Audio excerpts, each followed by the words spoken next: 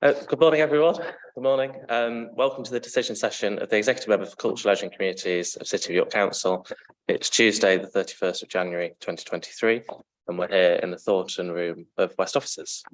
This is obviously an in-person meeting, obviously, but joining remotely is Paul Cliff, who's the Joint Strategic Head across York and North Yorkshire for Adult Learning and Skills. So welcome, Paul. Good morning. Good morning.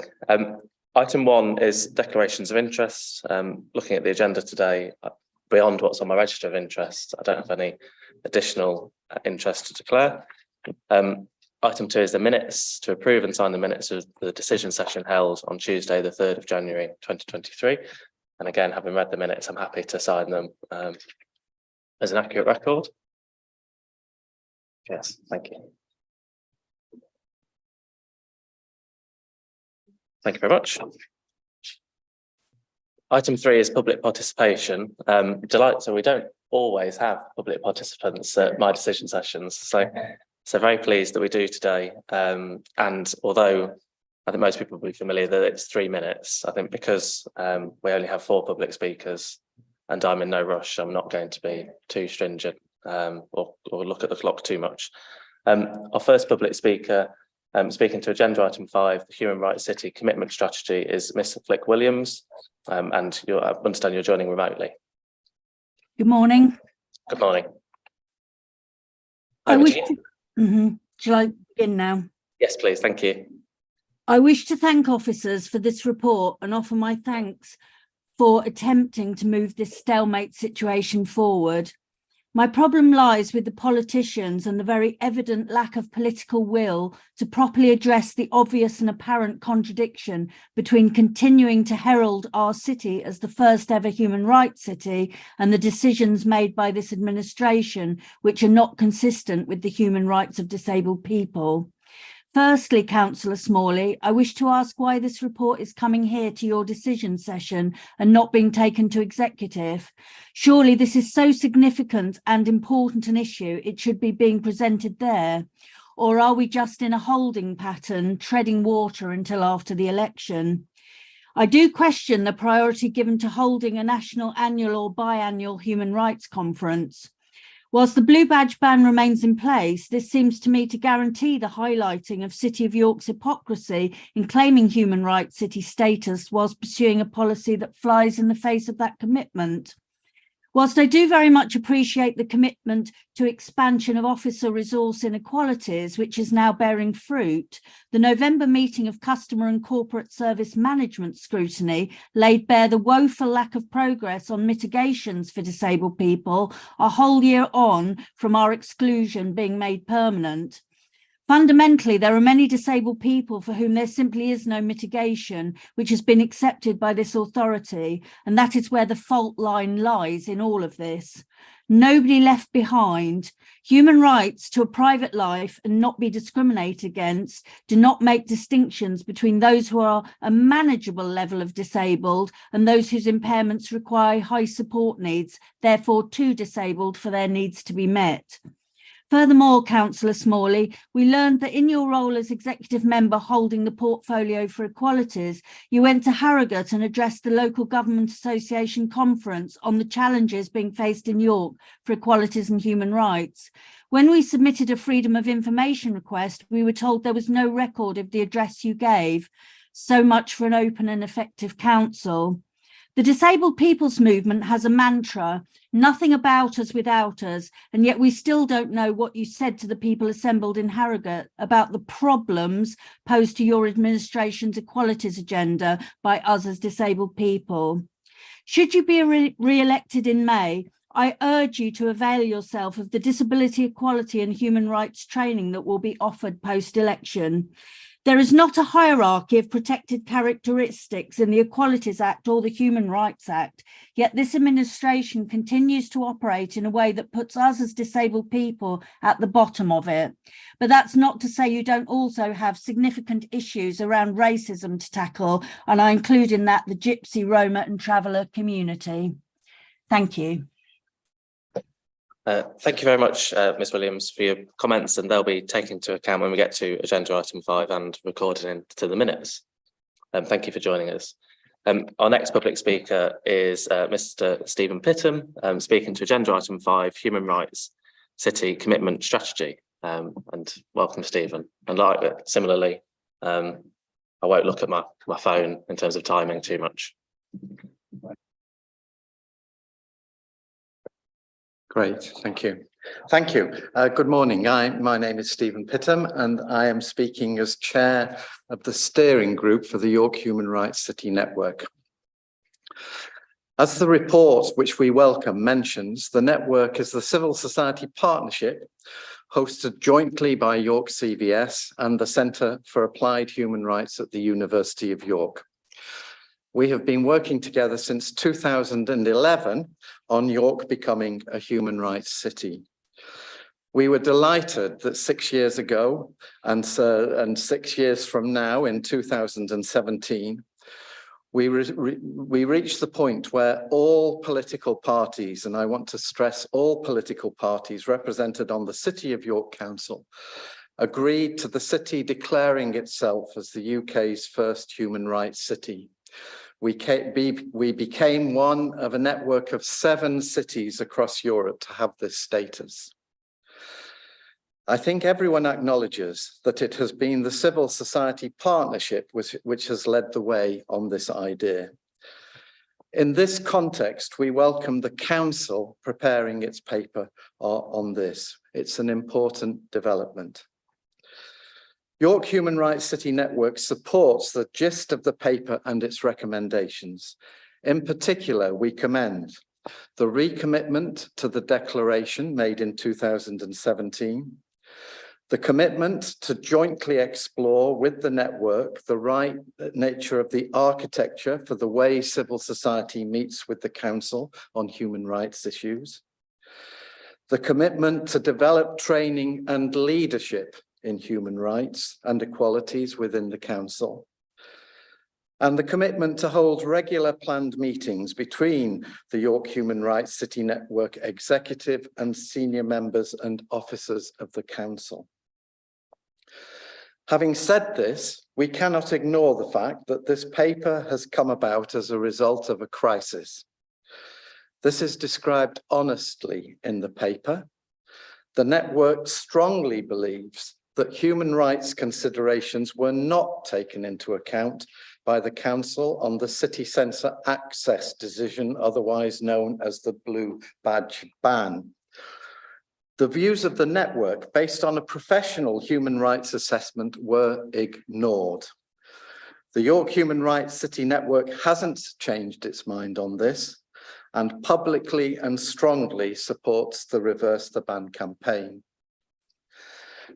More recently, and I declare an interest here as a trustee of the York Travellers Trust, we know that the right to participate and be heard has not been afforded to York's oldest and possibly most disadvantaged ethnic minority community in establishing the policies for delivering appropriate accommodation for Gypsy and travellers in York through the local plan. The network will actively advocate for all communities when it is our assessment, backed by our strong knowledge base, that human rights breaches have occurred. What is now important is that we move forward to develop a stronger culture of human rights in the city. The declaration makes clear that it marked an ambition, a significant point in a journey and not a final destination. These examples demonstrate that we still have some way to go. We have thought deeply about this, and we believe that working to reset the relationship within a new framework and with the commitment that all parties have made to build a culture of human rights and to move forward on implementing the vision as York as a human rights city is the right way forward. It's for this reason that we support this human rights city commitment strategy. Thank you. Thank you very much, Stephen. And similarly, your comments will be taken into account when we get to agenda item 5 and recorded in the minutes. Thank you very much. Our third public speaker, again speaking to item 5, the Human Rights City Commitment Strategy, is Councillor Fitzpatrick. And you're well aware of all the practices with this. So yeah, welcome, Councillor Fitzpatrick. Over to you. Thank you, Chair. And I'm pleased to be here to speak on this particular item. Firstly, I concur completely with the comments of the two previous speakers. I've had an interest in human rights for as long as I can remember in York, and I'm keen to see things move forward. I think the focus on the annual indicator report is welcome. Until now, the council, when I say the council, I'm talking about the administration, has looked upon these reports as interesting documents that don't warrant necessarily a response. If this is about to change, then it's welcome. So I would welcome that. I'm more specifically concerned about the structures within the council for this.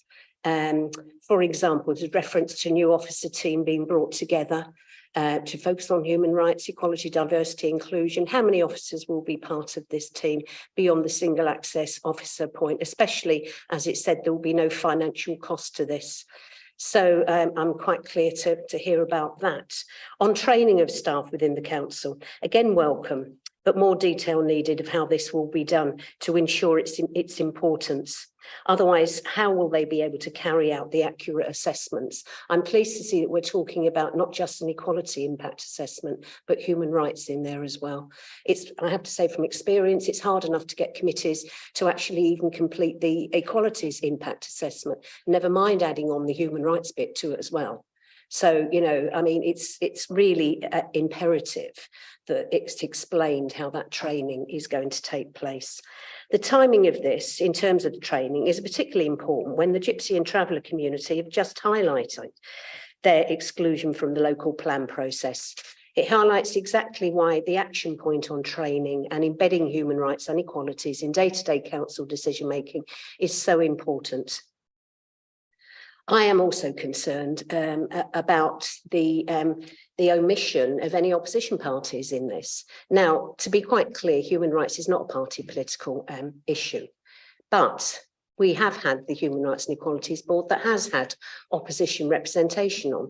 That is now completely cut out of it. So we're not quite sure how we're supposed to respond or feed in on various things. For example, the decision session of the exec member, things will come there. Where will be the opportunity to sort of question or look at anything at all? And I say we, and I'm talking about my political colleagues, we are quite concerned about this. So really, in all, I think I welcome what is being proposed.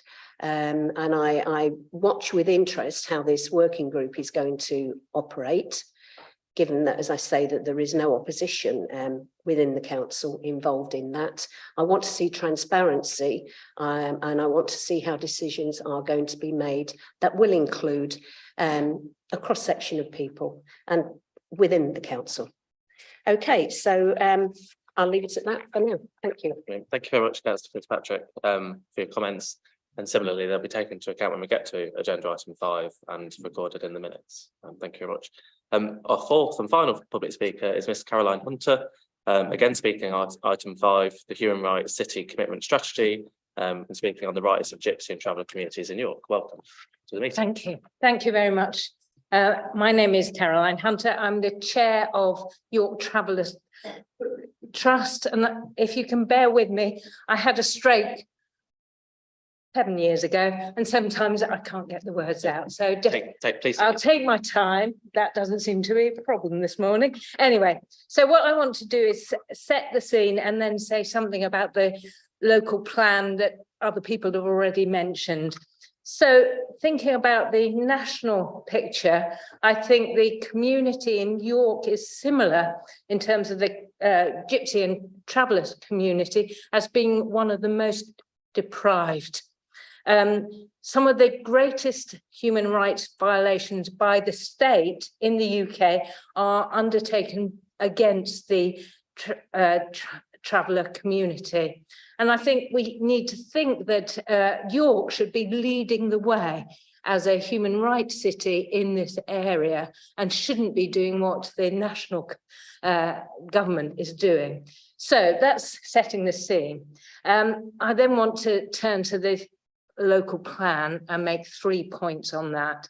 So the first is, despite our requests, despite requests from the planning inspectorate, there has been no dialogue between the council and YTT on the plan. And I think, you know, it could have been so much better for reasons I'll then go to now. We have huge concerns about the effect on the planned growth of the council site at Old Baldwick, which I really can never say as a place. But anyway, you know where I mean. This is probably the most deprived site in York. There has been no consultation with the residents, nobody's considered how best to plan sites going forward. Just this has been dumped on them. So that's one part of our concern about the plan.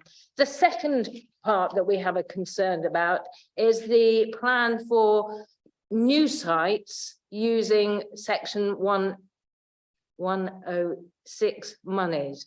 And our view, and I ought to say this, I'm a professor of law, so I've got particular interest in this, but also we have other trustees, and I think some of you have met Abby, who are real experts in planning law, and legally, we think it simply does not work. It's not enforceable.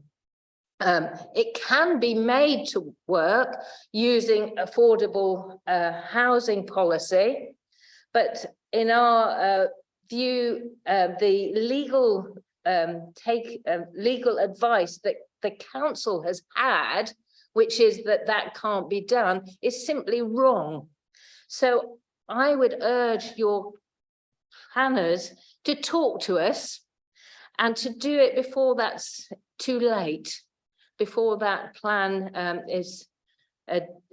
becomes in place. Thank you very much.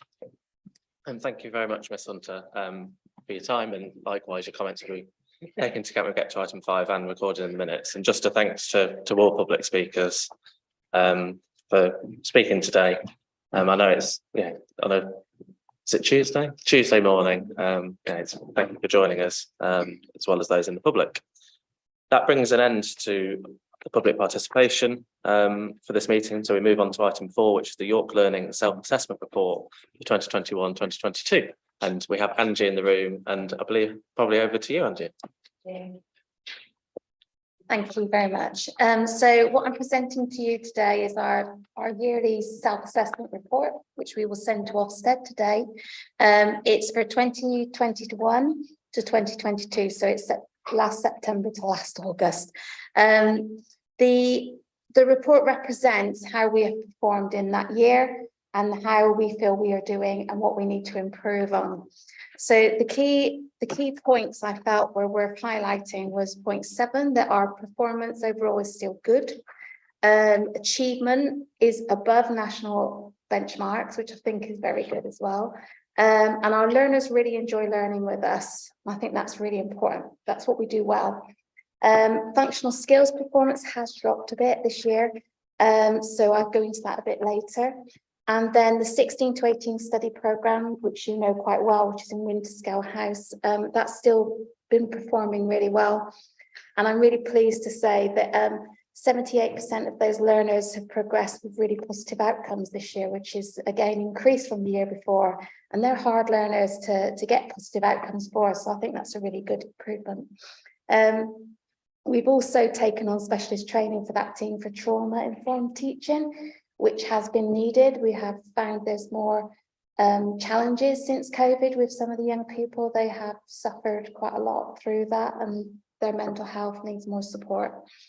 Apprenticeships, which previously we were in minimum standards for a couple of years ago, we're now really doing really well. Recruitment is a bit slow, but their achievement rates are good. And then if I move to the report, I'll just look at page 11, where I've referred back the maths rates, which is 68.8%, and why I feel that is.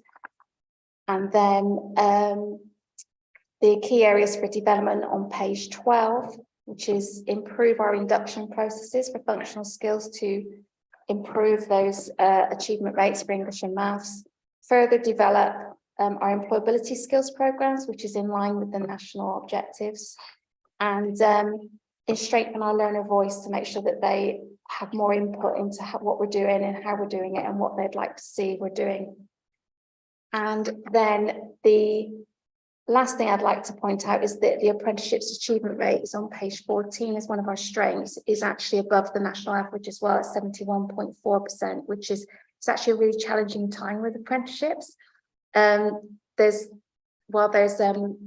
lots of job opportunities, their pay is better if they go elsewhere. So it's good that we've still got good achievement. And just that final point underneath, which is 99% of our learners said that they are enjoying their training and would recommend us to their friends, which I thought was a really good point. 99%. So I thought, wow.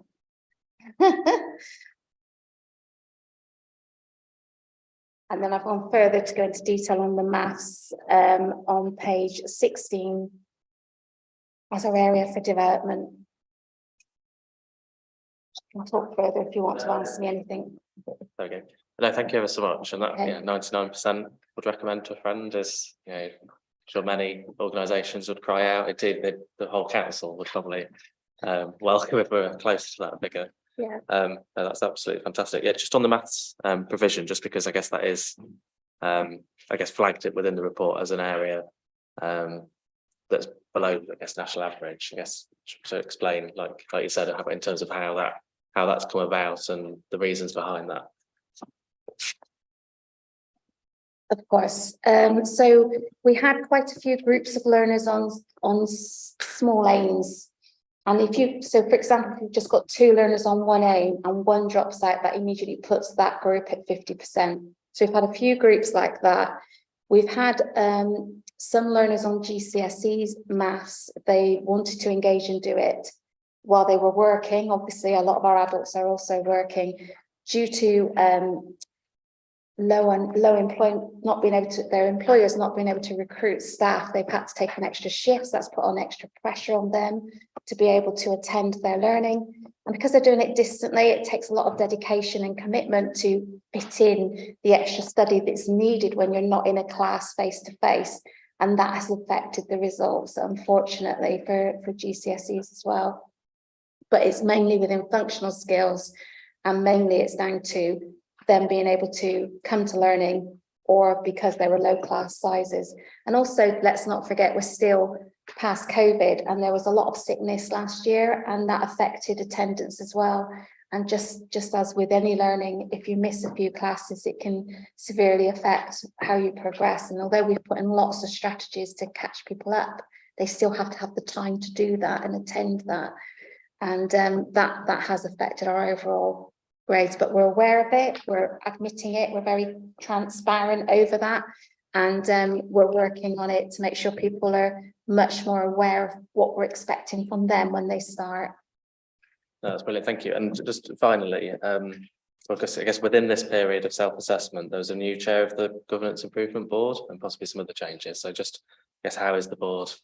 I think I probably know the answer, but just for transparency, how is the board going in terms of contributing to these self-assessments?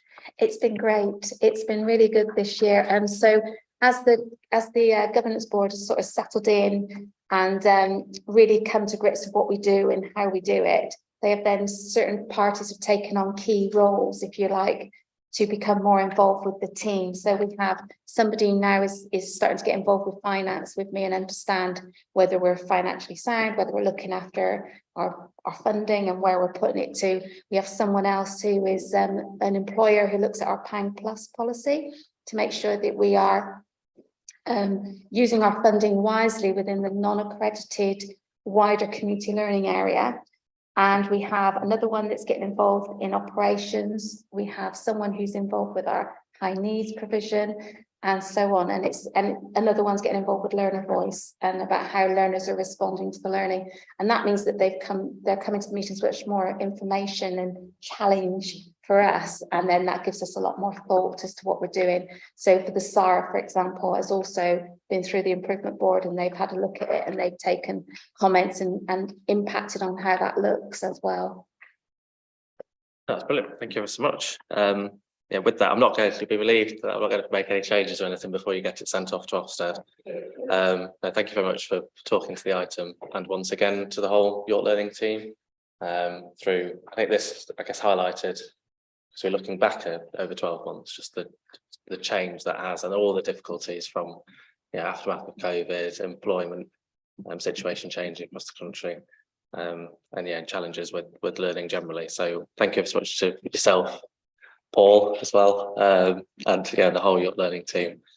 And with that, I'm happy to approve the recommendations in paragraph 2 on page 5. And thank you very much. With that, our next agenda item is item 5, which is the City of York Council Human Rights Commitment Strategy, which is on pages 19 to 30. And I didn't ask who was Pauline, but Pauline can introduce this paper. Thank you so much. Thank you, Chair. As outlined by our public speaker, Stephen Pittam, earlier, the context behind the report was York's declaration in 2017 to become the UK's, that's because I'm reading, the UK's first human rights city, putting human rights and equalities at the heart of policy and decision making in the city. The reaffirmation of the Council's commitment for York to be a human rights city follows recent challenge from the York Human Rights City Network in relation to 6 points of improvement, which related to governance structures, impact assessment and decision making, and also the functioning of the governance framework around the Human Rights and Equalities Board. As part of a series of steps shown in the action plan at the annex, we wish to commit to continuing to support and demonstrably through actions support York in its ambition to be a human rights city and the council's role within that. These actions include working together with the Human Rights City Network Executive and Steering Group to agree a refreshed structure for York's partnership on human rights and equalities, and taking note of Councillor Fitzpatrick's comments, we'll absolutely look at the role of all councillors in that, and we've already talked about the role of scrutiny potentially in that process. Alongside that is reviewing the Community Voices project, which supports people with hidden or marginalised voices to ensure that they are heard. And that's important. We've heard from Angie today about the importance of feedback and challenge, and we want residents themselves to be able to feed into that process. The council has also started working with the University of York's Centre for Applied Human Rights to develop human rights training for the council's leadership team, managers, staff and councillors, and training is in the diary for that. But as outlined, the key will be embedding culture and practice. It's not just about the training itself. To support this then, we have also started building our staffing structures, starting with Laura, our Assistant Director, who's now Assistant Director for Customer Communities and Inclusion. And we will be creating, in fact, we've already started creating an Equalities and Inclusion hubs, which already contains our Access Officer and Migrants team that support our newest communities within the city. This builds on the work we've been doing with the City of York Safeguarding Children Partnership in supporting the Convention on the Rights of the Child and supporting EIR UK 3.0's work on the anti-racism strategy work. York is also a city of sanctuary, and it would be remiss of me not to mention that we and our partners have been working very closely to welcome people from the Ukraine as well as those seeking asylum. So this is the work with some of our most vulnerable residents and newest residents in the city. So just to bring that to a close, you're asked to approve the recommendations in the report as stated, and perhaps there's an additional one to consider that at some point in the future we'll bring you a regular update.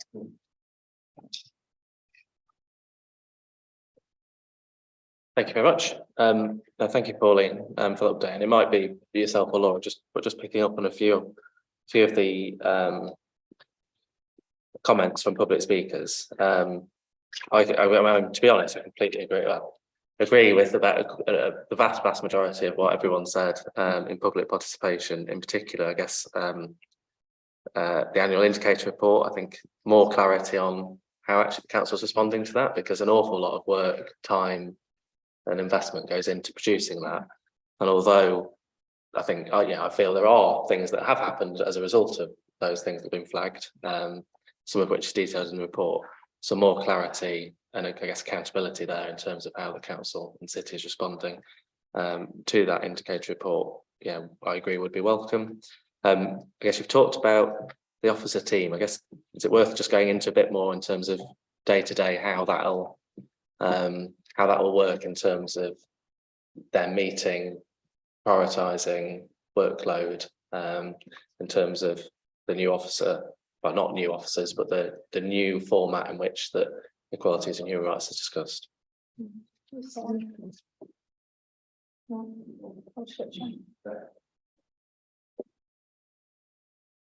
Yeah, got it. Too many on at once. So as Pauline said, my role is now Assistant Director of Customer Communities and Inclusion. So the previous incumbent of the role was Customer and Communities focused. We've removed some of the responsibilities in other areas and given those to some of my heads of service to create capacity for me to kind of be able to lead on that work while we create the team. We've obviously got our new access officer and his assistant, who are obviously very focused on dealing with city centre access issues, parking, etc., working with planning and highways very closely. So we are working with highways and planning to kind of prioritise his workload and things he should be focusing on. Then we've already got the pre-existing community involvement officer for minority communities and her assistant, who are kind of very focused on working with migrants, our new Ukrainian guests, and the guests in our hotel. And her work is kind of ongoing and very sort of self-directed and working well. And she works very closely with partners like City of Sanctuary and Ray. And then we are hoping to move forward with creating a post that will be very focused on equalities to kind of head up that team. And they will be working with myself and with the university to look at how we can move our equalities impact assessments on to become human rights and equalities impact assessments, and then make sure the training is embedded across the council and that we're sort of quality checking those impact assessments to ensure that they're being done properly. And then they will hopefully work as a team and be kind of informing each other's work as well. That's brilliant. My other point was going to be on training, so that you picked up that, and yeah, agree on the need. Well, I think as you do recognise when often because it's at the back, you don't necessarily, hopefully every councillor reads them, but when you do get to them, sometimes they're not entirely what you'd expect or what would be appropriate for some of the decisions that we make here at City of York Council. On Gypsy and Traveller community, I hope that we can ensure that the local planning teams are reaching out to York Travellers Trust. I know I sit on obviously council executive, but also the local plan working group, and heard the public speakers then in terms of what they had to say. So I'd hope that those representations are being made. And if, hopefully, Pauline, you might be able to check with Neil Ferris that is happening. And agree, completely agree in terms of their position, their unenviable position as some of the most marginalised people in the UK, either by the government actions or the media narrative. And yeah, I think as a ward councillor representing the Clifton site, one of the first things we did was go on a tour with Violet around the Clifton site, and you can tell that I understand that things have improved, but you can tell that actually the council, like all councils, have a long way to go to supporting that community in a way that they deserve. On a few other items, I guess just to thank very, very broadly the work of everyone, because I think this is like Mr. Pittam said, this is the council's report in a sense. This is the council reporting on itself and saying where we're at. And actually behind this, there's an awful lot of work that I guess hasn't made it into this paper from the Centre for Applied Human Rights, but also the York Human Rights City Network. So yeah, thanks to them. Very deserved thanks goes to them in terms of their ongoing championing of human rights within York and highlighting practice across the country. And broadly on the paper, I guess I do agree that, so I wasn't around in 2017, but the declaration then marked a starting point and not a destination, as has been said and as is in the paper, and agree that it is very important that the work that's outlined in this paper sort of continues at pace, because we need this new infrastructure to work, to learn from I guess what's happened where the previous setup fell short, and to make sure that whatever decisions come York's way in the future, we have that infrastructure in place so that human rights are considered from start to finish in an integral way to those key decisions that are all decisions that face the city. And then just to make reading, we're trying to reread my notes from public participation.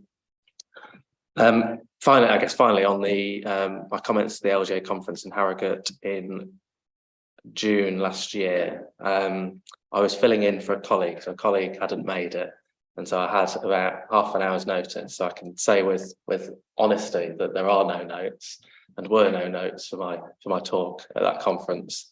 And I understand the LGA have confirmed it wasn't recorded. Unlike some of the other things I do with the LGA, so on Monday last week, I was in Loughborough giving a talk about libraries. That presentation was, I'm sure if anyone FOI'd it, is available. And so I think that's the explanation in terms of why there wasn't any notes or recording of that. So I think that's tried to, I guess, answer some of the key questions that was raised within public participation, but hopefully that everyone here will consider it fully as we go forward with the recommendations in the paper. Unless Laura or Pauline have anything to add at this point? I guess just the one Councillor Fitzpatrick's comment about participation in the working group being more cross-party. I think the initial meeting we've kept very small, and is myself and some of the Human Rights City Network exec, but we had already discussed that once we've got the terms of reference in place, we would open that out more widely. So hopefully that we can look at a more cross-party involvement in that as we move forward. No, thank you. And agree with the comments that there's no point designing a system that all councillors aren't happy with, because it needs to last. The whole point of this is that we're learning from past sort of conflicts and crises, and that we need something that lasts the length of time. So thank you for that, Laura. With that, happy to approve the recommendations on page 19, paragraph 2, and they also then cross over to page 20, and that final recommendation in terms of public reporting back through executive decision sessions. Happy to approve that as well. With that, that's the close of the substantive items on today's agenda. Item 6 is urgent business.